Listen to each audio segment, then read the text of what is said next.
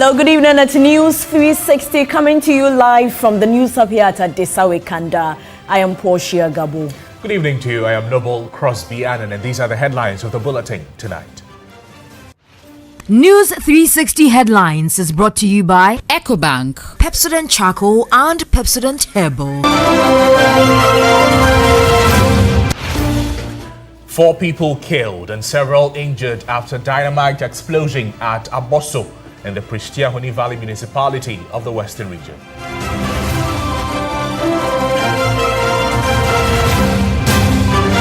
And also coming up tonight, Accra storm drains choked with refuse again, raising fresh fears over flood preparedness.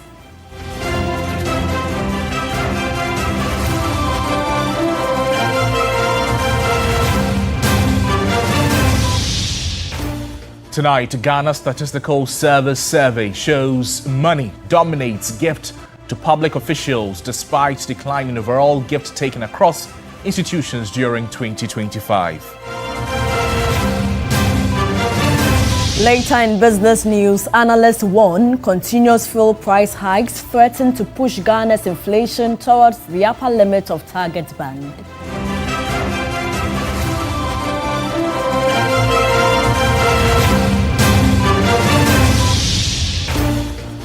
We'll bring you some more international news tonight as Cameroon's veteran leader Paul Biya, who was not seen in public for 58 days, reshuffles the country's military amid growing concerns over his prolonged stay abroad.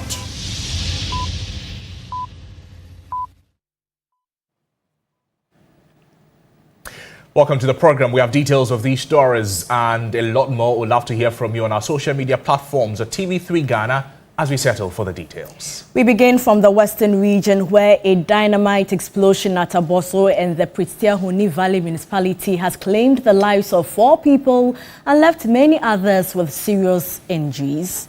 According to the Kutuase Assembly member, the tragic incident unfolded on Tuesday afternoon when residents encountered a large snake that had been terrorizing the area for some time.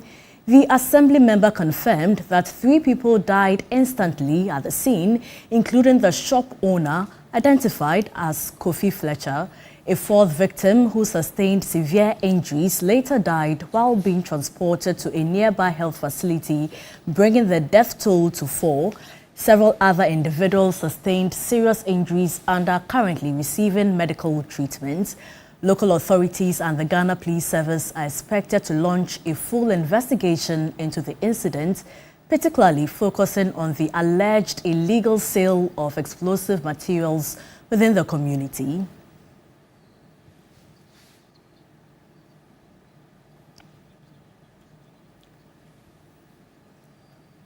Let's bring you some other stories tonight. And as government considers renewed private sector participation in the Electricity Company of Ghana, questions are emerging over who takes responsibility for the company's growing debt burden. Now, ECG's audited 2025 accounts, they show total borrowing rising to about 24.65 billion cedis after government paid more than 20.8 billion cedis to power producers and fuel suppliers on the company's behalf. Well, Wisdom Safo, he has more in this report.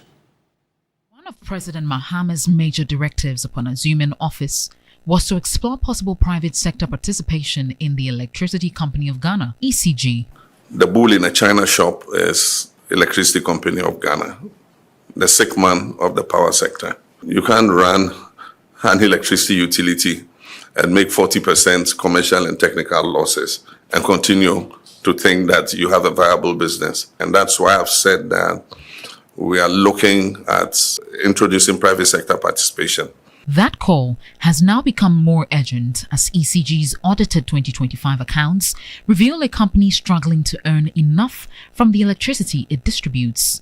The company generated just over 22 billion cedis in revenue, but spent nearly 35 billion cedis on the cost of supplying power, resulting in a gross loss of about 12.7 billion cedis. Its debt position also worsened significantly. Total borrowing rose to about 24.65 billion cedis, largely after government paid 20.86 billion cedis to independent power producers and fuel suppliers on ECG's behalf. That intervention was not recorded as a grant. It was treated as a loan which ECG is expected to repay. The company is also still carrying a 3.7 billion cedi receivable linked to the failed PDS concession, nearly 7 years after the private sector arrangement collapsed. With government considering another form of private sector participation, the critical question is whether an incoming operator will inherit these liabilities or whether the state will separate and restructure them before any agreement is signed. Energy analyst Derek Hatcher says any private sector arrangement must clearly identify and address the different components of ECG's debts. Employing technology, employing digital monitoring systems, it means that the private sector will be able to improve revenue collection. Now, immediately they're able to improve even a percent of revenue collection. And it means that the losses that ECG is experiencing will be a thing of the past. People are consuming power, they are not paying for it. The private sector, you mentioned about 10-point-something billion Ghana cedis. Government is also owing about something about 1-point-something billion. Now, if you add these figures together, the private sector is also is concerned about efficiency. And so no private person will be able to consume power without paying for it. If you don't consume, they'll disconnect you. And that will also improve the efficiency. So private sector participation is, especially in terms of revenue collection and the billing mechanism, will be a way to be able to reduce the losses of ECG. The future of any private sector arrangement will therefore depend on more than simply changing who manages ECG.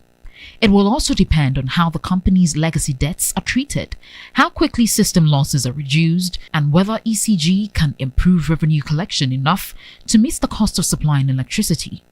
Without these reforms, analysts warn that private sector participation may change the operator, but leave untouched the financial problems threatening the future of Ghana's power distribution system.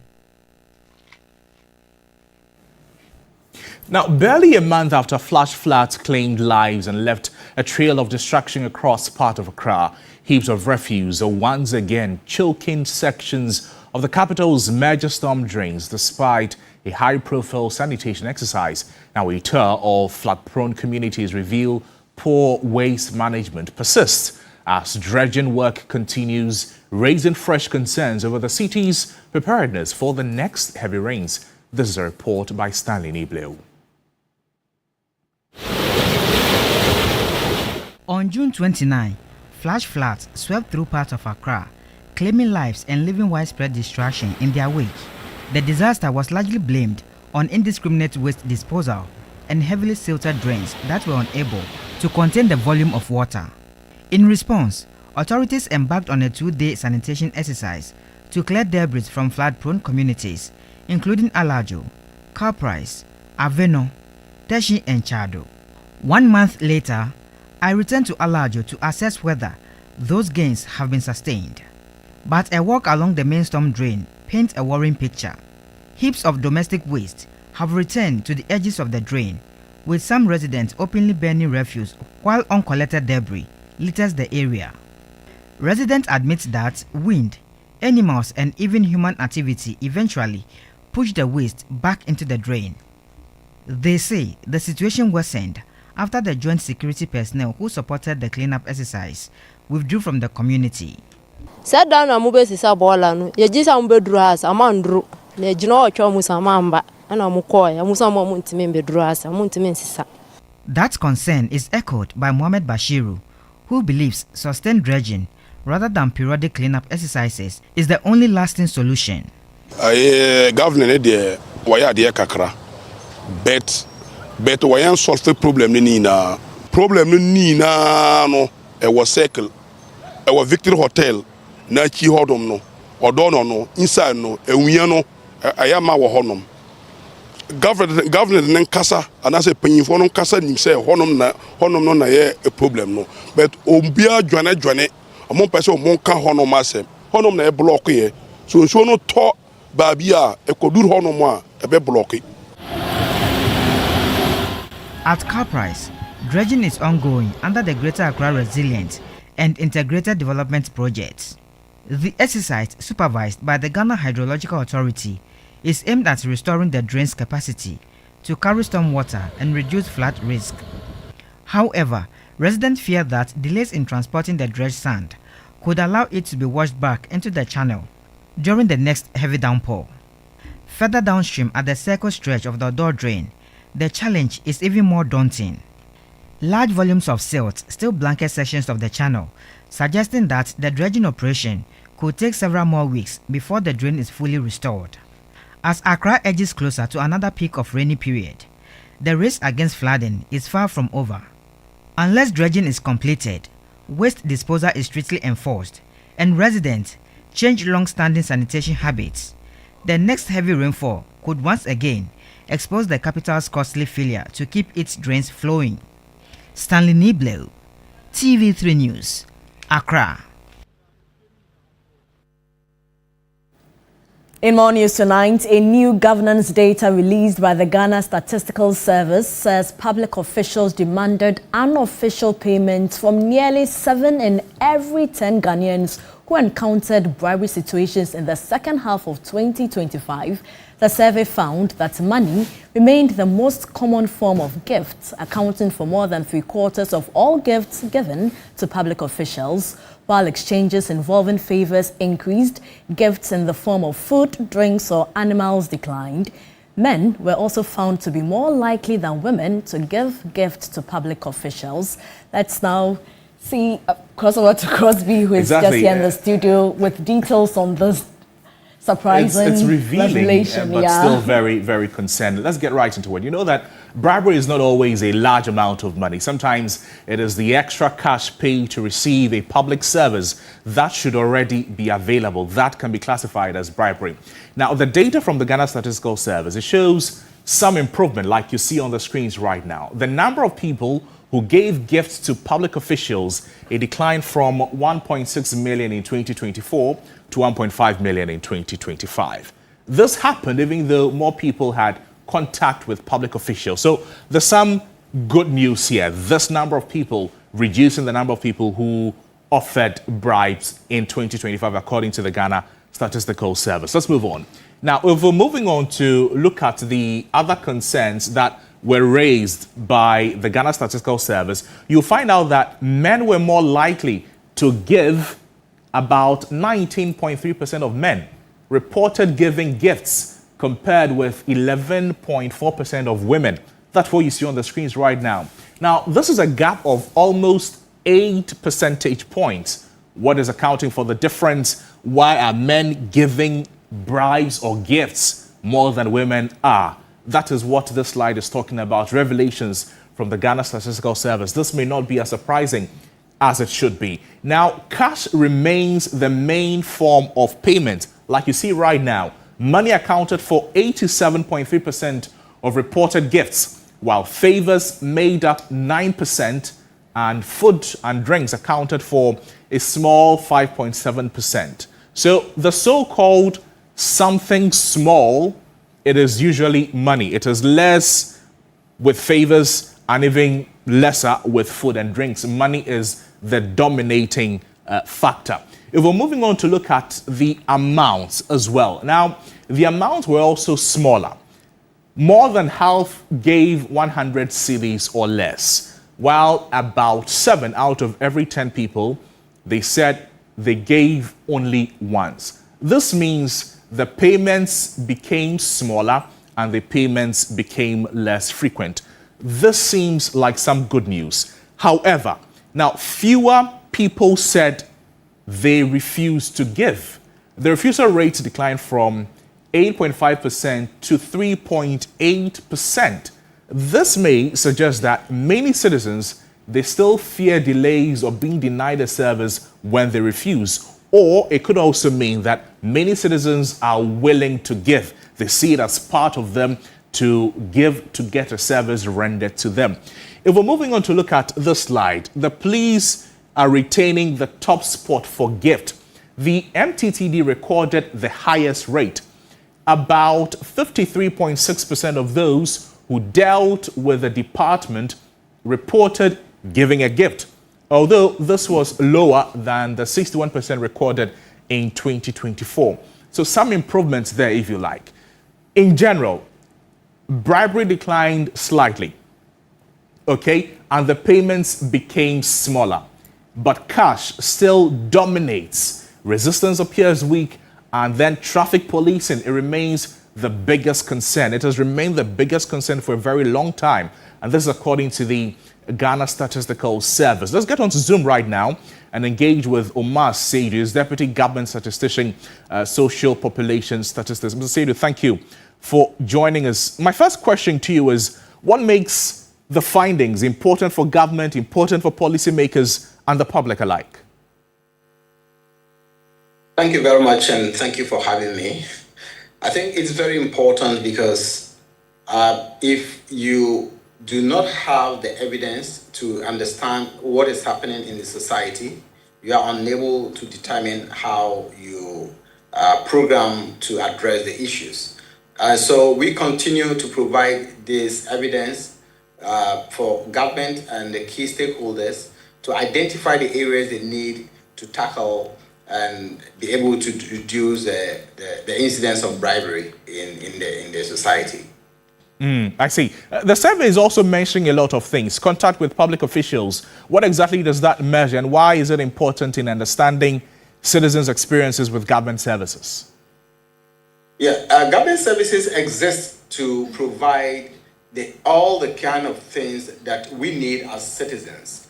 For instance, you have to take your child to the hospital, you have to take your child to school, you have to go to an office to get a document or something.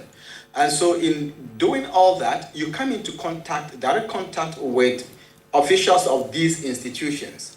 And so within the period, you would want to measure how often have people come into contact with public officials. And in the process, what has happened? Did they have to pay anything in addition to what officially is supposed to be paid? And so this is very important because the more people come into contact with public officials, the likely it is for them to be exposed to the potential of paying bribery. But what we have actually seen between 2024 and 2025 is that there has actually been an increase in contact between public officials and citizens, but then there has been a reduction in the payment of bribery. Mr. Sroe, I'm looking at something on the data here, and speaking about how much was giving. That was in the previous slide. 100 cedis is the average amount. How much? 51.6% gave 100 cedis or less. I mean, 100 cedis arguably may not be a huge sum of money to do something big, but people are still receiving it. What is accounting for something like this? So it tells about the fact that, you know, when people have to deal with situations like that, it may not necessarily be big payments, but when you aggregate all that, it's a lot of money, right? And 100 cedis may not be, you know, something substantial to you, but it might be the only money available to a household for food, for medication. And so 1 cedi, 2 cedis, whatever it is something that deprive a household of what they have. A bribe is a bribe, regardless how small it is. Finally, how can government agencies and other institutions, how can they use this finding to improve service delivery and then public engagement? The good news is that, in fact, institutions have already clearly identified the pathways to bribery in those institutions, and they have actually gone ahead to propose ways they are dealing with them. Following the release of these results, the Chief of Staff organized an event where we brought all these institutions together, leadership of these institutions together, to look at which areas have actually been exposed, have exposed their institutions to the potential of bribery and how they can address them. And so, for me, it is very important that we have taken that step. And we believe very much that what the institutions are doing is going a long way to help reduce what we are seeing. Mr. Sroe, thank you. Thank you so much for your time with us on the program. Omane Sroe is Deputy Government Statistician, speaking to us on the latest findings from the Ghana Statistical Service. If you stop asking for it and I stop giving it to you, then together we'll be building a country. Let's do some other stories tonight, Portia. Thank you so much, Crosby. Let's head to Nyangbo Sroe, a mountainous farming community in the Afajato South District of the Volta region, where getting farm produce to the markets is a daily struggle due to the bad nature of the only road that leads to the community. Residents say the road is negatively affecting their lives and are appealing to government to fix it. There's more in this report by Faisal Abdul Idrisu. Nyangbo Sroe sits on top of the mountains in the Afajato South District. It is a home to hundreds of farmers, but there is one major problem, that is access. The only road leading into and out of the community is in a terrible shape.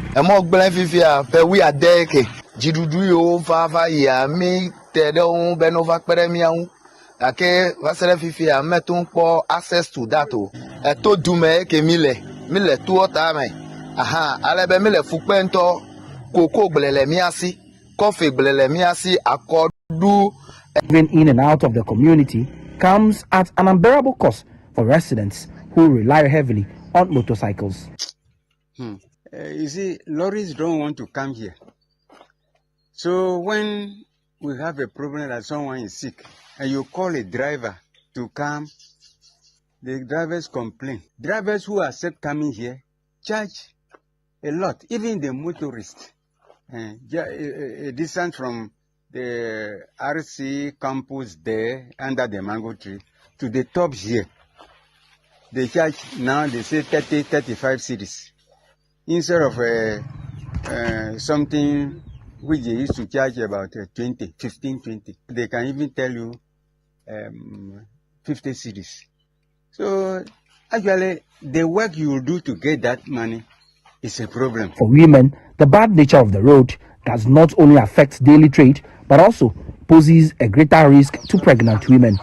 Mile fukpe na kafra fula mede du vivia elebe evu ne kom mi no motoji na komi ko edagame ne ma o mefemi anu ne moto aga komi aga ba ko ele monji aha ta enu ke ma jode yen toji yen kura me gbe fofu 6 months. In the early 90s, portions of the road were covered with bitumen, but that was the only major attempt made at fixing the 5.6-kilometer road. It wasn't a government project, it was a community initiative. So along the way, when funds got finished, the road was left like this by the contractor. And that was between 1993, 94, 95, thereabouts. So since then to today, we only saw community initiative for surfacing, resurfacing, and that is it. For residents, they want a road that will open up trade, improve lives, and give the community a better chance at economic growth. It's not been easy living in this community. We are not getting teachers, we are not getting nurses. Well, they come and they have to go to market. They go 1, 2, and they want to go out of the community, which is very bad. So we are appealing to the government, especially I know our current government, our president is a man of the people who is resetting Ghana. We pray that resetting Ghana is not only in the urban areas, but they should touch down on the villages and communities like Nyangbo Sroe, which has very huge tourism potentials. Faisal Abdul Idrisu, TV3 News. You're still watching the News 360 here on TV3 Live, also on all our social media platforms at TV3 Ghana. Let's bring you some other stories. And a year after Ghana lost one of its public servants, conversations about the legacy of the late Dr. Omane Boamah continue to shape discussions on leadership, governance, and national development. At the maiden lecture held in his memory, speakers challenged leaders to place service above self while offering practical solutions to some of the country's pressing challenges. But as a humble, compassionate and principled leader, Dr. Omane Boamah's years in medicine and public service were defined by a commitment to people over position. Speakers described him as a man who led with integrity, listened with empathy, and remained devoted to national service even when personal opportunities beckoned. Acting Minister for Defense Dr. Kasiel Atofosen says the initiative is meant to keep those ideals alive and inspire a new generation of ethical leaders. This lecture series will keep his ideals alive. It will promote dialogue. It will inspire leadership. It will also encourage future generations to serve Ghana with integrity and patriotism. Delivering the first lecture on selfless leadership in public service, Very Reverend Father Dr. Ebenezer Akese described public service as a calling, urging leaders to put the needs of citizens above personal ambition, qualities he said defined Dr. Omane Boamah's life and leadership. Leadership was not merely a profession or political ambition. To place one's gift at the service of society. Such an understanding recognizes that public office is a privileged opportunity to shape the public square with gospel values, ensuring that the pursuit of the common good remains the primary purpose of leadership. Beyond celebrating the life of the late minister, the lecture became a platform for confronting national development challenges. Speaking on Accra Beyond the Flats, Professor Kwesi Apienin Ado blamed poor planning and weak enforcement for the capital's perennial flooding, calling for stricter laws, better urban planning, and greater public responsibility. Flooding in Accra is as a result of our own doing and not always an act of God. Honoring the legacy of the late former defense minister, a climate resilient Accra can be realized by combining disciplined urban order with progressive engineering to secure the capital against flood disaster. Building on its early foundational work by leading national environmental investigations and tree planting campaigns, the vision to transition Accra from reactive crisis management to a highly regulated, sustainable city. The maiden lecture drew a cross-section of the country's leadership, with Vice President Professor Jane Opoku-Agyeman joining ministers of state, senior military officers, traditional leaders, family members and other dignitaries in paying tribute to the late Dr. Omane Boamah. For many other lecture, remembering Dr. Omane Boamah was about more than honoring a life well lived. It was a reminder that leadership is ultimately measured by service, sacrifice, and lasting impact. Safa Wine, TV3 News, Bema Hall. In more news tonight, autism experts are calling for greater public understanding and stronger support systems for children living with autism as families continue to face challenges accessing therapy and specialized care. The call was made at a 5-day autism awareness and intervention program in Accra, which brought together parents, caregivers, teachers and health professionals to promote early diagnosis, effective interventions and community inclusion. Experts say early diagnosis and intervention are key to improving the lives of children with autism. The workshop is equipping parents, caregivers and teachers with practical knowledge while promoting greater public understanding of the condition. We realize that a lot of children with autism also have a lot of ENT issues. So if I say ENT issues, I mean conditions referring to the ear, the nose, the throat, the speech, the language, and anything related to ENT. Studies have actually shown that children with autism tend to have a lot more of such conditions. Parents say beyond the emotional toll, the high cost of therapy and medication remains a major challenge, with many calling for government to support make treatment more affordable. He hardly comports himself when he's in class among the peers about his therapy. It's too expensive. So if the government can help us so that we can do the therapy for them. GT Bank says its support for the program forms part of its corporate social responsibility aimed at creating awareness and supporting families affected by autism. Once autism lives with us and we have people and individuals who are on what they call the autism spectrum disorder, it's important we continue to support them in managing it. And therefore, there can't be an end to it, because it's a continuous process until these individuals are able to thrive in the classroom, in the family, in our workspaces and in public spaces. Organizers hope the initiative will help reduce stigma and encourage early intervention for children living with autism. Up to the child who cannot yet. Okay.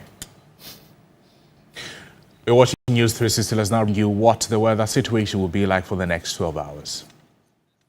Weather News segment is brought to you by Syntex Tank.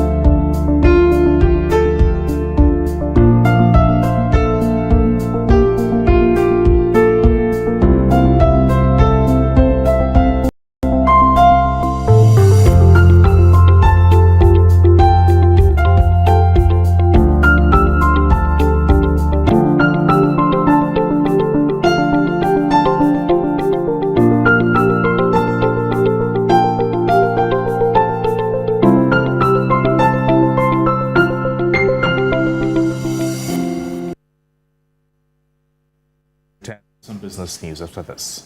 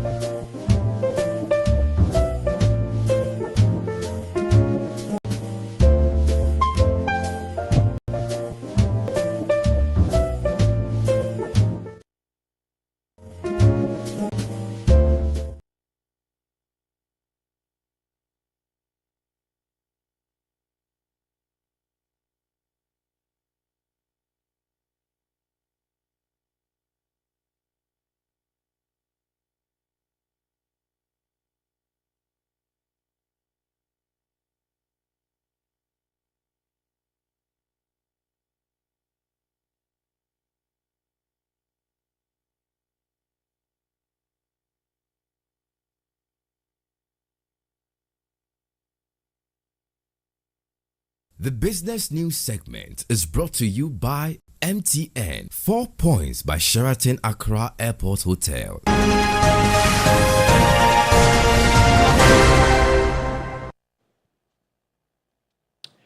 Hello there, good evening and welcome to the business segment here on News 360. I am Michael Obodu. Now, analysts warn continuous increases in fuel prices at local pumps could erode Ghana's recent inflation gains. Inflation currently stands as low at 5.3%, but sustained hikes in petroleum prices risk pushing it towards the upper limit of the Bank of Ghana's target band of 8% plus or minus 2%. The conflict in the Middle East is driving some of the economic challenges facing Ghana, with fuel prices at the center of the strain. Senior lecturer in financial economics at UPSA, Dr. Eric Boakye-Yadom, has noted if the trend continues, inflation could spike. In last inflation that was reported, it was driven by locally manufactured goods. Possibly, if the trend continues, the driver of inflation will be more of the imported goods. And generally we import most of the goods that we use in our part of the country. Energy analyst Kojo Poku observed that transportation is the foundation of a lot of things that happen in Ghana. He stressed that transportation remains the backbone of every economy, and Ghana is no exception. Now, when the prices go up and it's not checked, then you will now have the transport unions also increase their fares, which has a dominoes effect in price escalation across the country. Some Ghanaians have indicated the possible effects on fuel prices increases on their lives. 2 cities is too small. It's too small for us because drivers are suffering. Transportation fare will increase and food commodities will also increase as well. How much I go fee, do sales, pay fuel, pay my boss, pay myself. So at the end of the day, be something small per they get. Poku noted the need for government to take up some taxes. Ghanaians are saying that, look, the prices are high. We can see the 1 city. Can you please remove it? But the Minister of Finance has decided not to take anything off the taxes that goes to the Ministry of Finance. Instead, they are asking MPA to reduce margins and levies. It's a welcoming news, but we wish we can get more. But unfortunately, what we have is the 2 cities. Now, MTN Ghana is putting sustainability at the forefront of its operations with the launch of its Sustainability Month campaign. As part of the organization's environmental, social and governance agenda, the initiative is aimed at encouraging businesses, employees and customers to play an active role in protecting the environment and driving sustainable development. From powering connectivity to powering change, MTN Ghana is turning the spotlight on sustainability. The company officially launched its Sustainability Month on August 4, 2026, with a call for businesses, employees and customers to become active participants in building a more sustainable future. Leading the charge is the Chief Corporate Services and Sustainability Officer of MTN Ghana. This year, we are taking that conversation a step further. This is our 3rd year marking sustainability as a major event on the corporate calendar.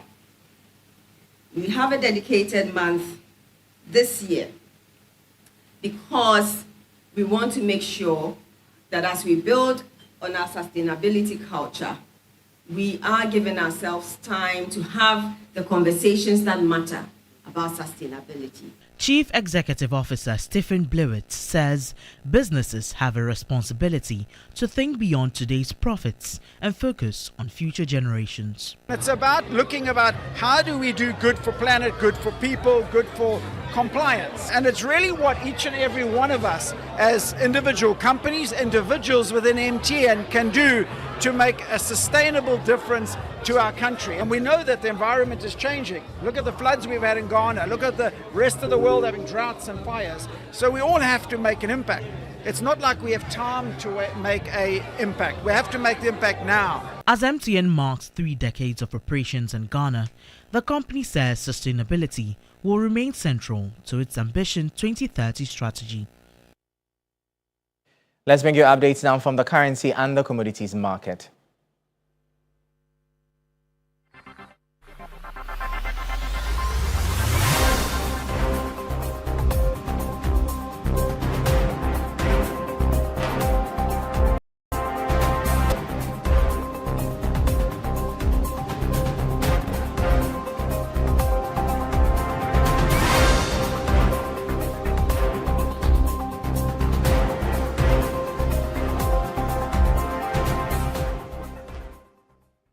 And that'll be all for the business segment here on News 360. I am Michael Obodu. Up next, the sports.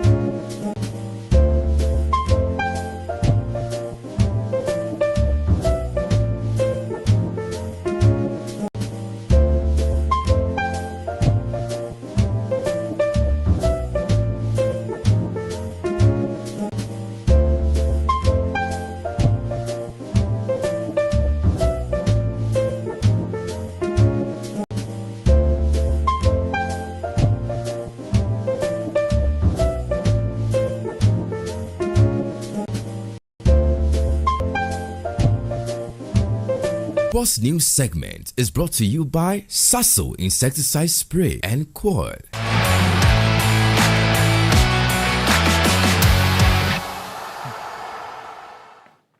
Hello, good evening and welcome to the sports segment here on News 360 with me, Oreku Ampofo. Heart of Oak legend Mohamed Polo has praised goalkeeper Benjamin Asare for his 2026 World Cup exploit while urging the shotstopper to seek a fresh start away from the local scene. Polo made this assessment during the Broom Honors Legend dinner ceremony. Yeah, I think he has spoken for the local, players in the system that if you work very hard, you have, a lot of opportunity. And we saw what happened, even though he was not the number one, but something happened. And he has to come and show what it's made of. And so I think, God has spoken is growing, so he needs to look for a better life for his future. As usual, if he goes, there is nothing wrong with that because he has served, the best that he can. That is why he has got this chance, and this opportunity should not let it go. To some more stories where Hervé Renard has been appointed as the head coach for Côte d'Ivoire for a second time, almost a decade after leading the country to the Africa Cup of Nations glory. The 57-year-old Frenchman replaces MS Faye, who has left the role despite guiding the Elephants to the 2024 AFCON title. His first assignment will be a potentially significant one against Ghana in September when Côte d'Ivoire begin their qualification campaign for the AFCON. The 2027 AFCON finals will be jointly hosted by Kenya, Tanzania, and Uganda. From one coaching story to the other, and Bubista has resigned from his post as Cape Verde head coach to join Moroccan club RS Berkane. The 56-year-old guided the island nation to the last 32 of the World Cup last month, where the Blue Sharks were beaten 3-2 by eventual runners-up Argentina after extra time. Bubista also reached the quarterfinals of the 2023 Africa Cup of Nations with Cape Verde, having taken charge of the side in January 2020. The Cape Verdean has signed a 2-year deal with RS Berkane, who finished second in the Moroccan top flight last season, and replaces Mouan Shabani, who has been appointed as Tunisia's new head coach. Before we go, let's bring you some updates from the Women's Africa Cup of Nations, where Burkina Faso face South Africa as they eye a spot in the knockout round of the 2026 WAFCON. A win or even a draw would be enough to punch their tickets to the quarterfinals. On the other side of Group C, South Africa, who are champions in 2022, have only collected 1 point from 2 matches and are fighting for survival in the tournament. Meanwhile, Tanzania and Ivory Coast have their WAFCON destiny in their own hands. Victory will send either side into the last 8, though Tanzania will finish as group winners only if Burkina Faso fail to defeat South Africa. Well, those games kick off at 8 p.m. and you can get updates of those matches on our social media handles at 3SportsGH. Entertainment news is up next.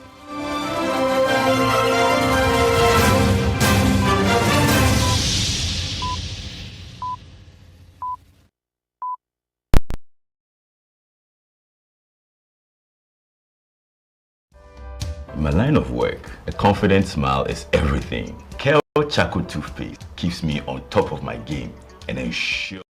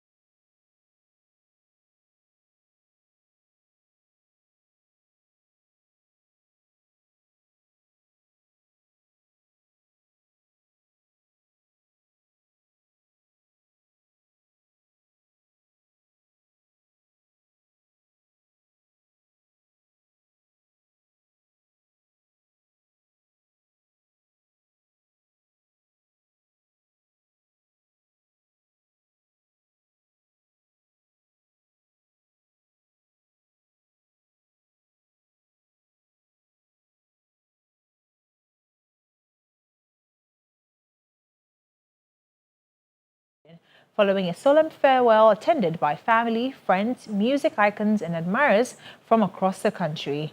The occasion brought together some of Ghana's biggest names in music, tourism and traditional leadership to celebrate the life and enduring legacy of one of Africa's greatest musicians.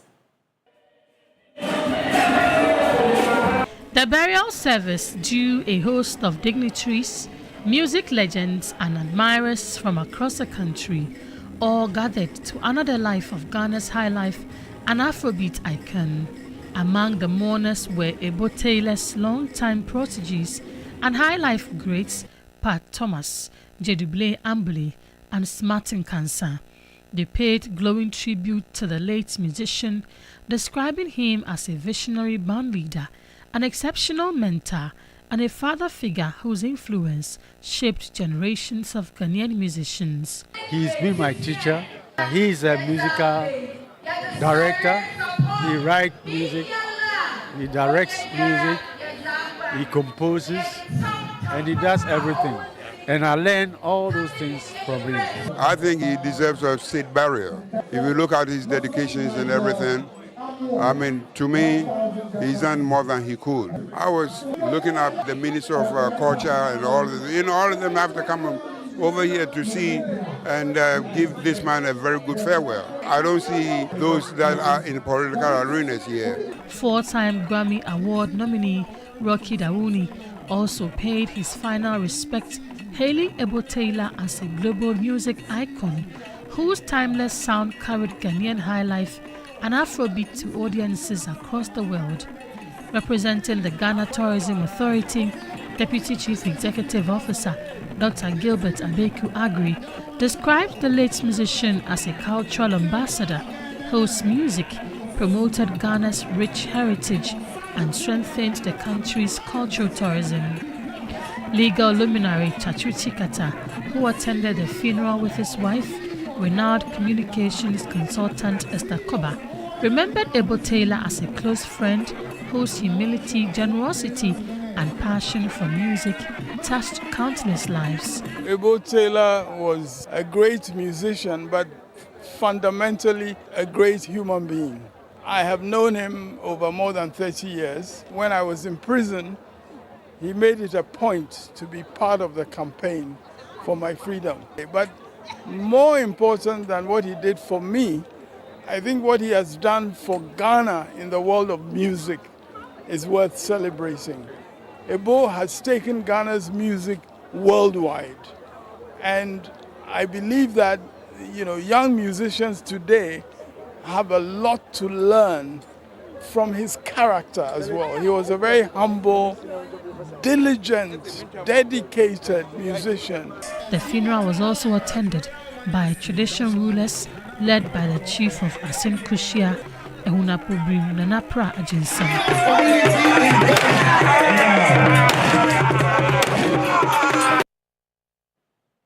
And may his soul rest in perfect peace. But that's it for the entertainment news segment here on News 360. My name is Noella Donko. Thank you so much, Noella. On the international front, Cameroon's veteran leader Paul Biya has reshuffled the country's military amid growing concerns over his prolonged stay abroad. President Paul Biya has not been seen in public for nearly 2 months. The 93-year-old president appointed officials to key positions within the army and promoted 5 colonels to the rank of brigadier general. One of the newly promoted brigadier generals is Raymond Jean-Charles Abondo, who was immediately reappointed as commander of the elite presidential guard, responsible for protecting Biya, a position he has occupied since 2013. Such shakeups are not unusual under Biya's administration, particularly at times of intense public scrutiny or perceived weakness. We're grateful that you spent the last hour with us on News 360, but there's more news on our website, 3news.com. I am Noble Crosby Annan. And I am Portia Gabodu. Join Beatrice Edo at 9 p.m. for Agenda. Good evening.